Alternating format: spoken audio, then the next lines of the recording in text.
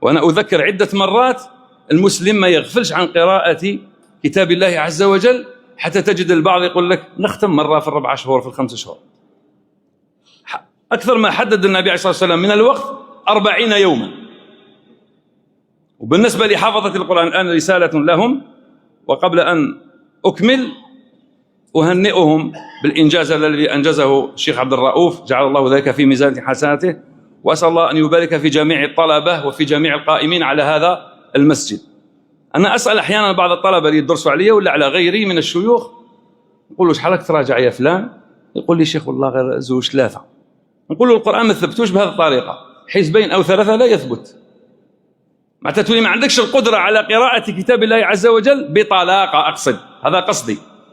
معناه الإنسان عليه أن يعتني بحفظ كتاب الله عز وجل. ومن أحسن ما نصحنا به شيوخنا حفظهم الله تعالى ورحم من مات منهم، أنك على الأقل تقرأ ختمة في الأسبوع. كان يقول لنا الشيخ كلمة، يقول القرآن غرسة، إن أردت ألا تنسى فاقرأ كل يوم 5. فأنا سألته مرة قلت له الشيخ وش معناتها الغرسة؟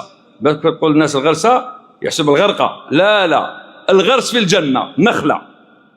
إن أردت ألا تنسى فاقرأ كل يوم 5. قلت له ال5 اللي تقصدها؟ قال لي 5 أجزاء، معناتها 10 أحزاب في النهار. وهذه العادة اللي مشينا بها على شيوخنا، قرأنا منهم شيخنا شيخ بوشلوش حفظه الله وغيره من الشيوخ. فتبدأ من السبت إلى الخميس، فتكون عندك ختمة كل أسبوع. هذا بالنسبة للحافظات. أما العامة من الناس فلا بأس أن يقرأ ما يسر الله له، لكن ما يهجرش الإنسان القرآن.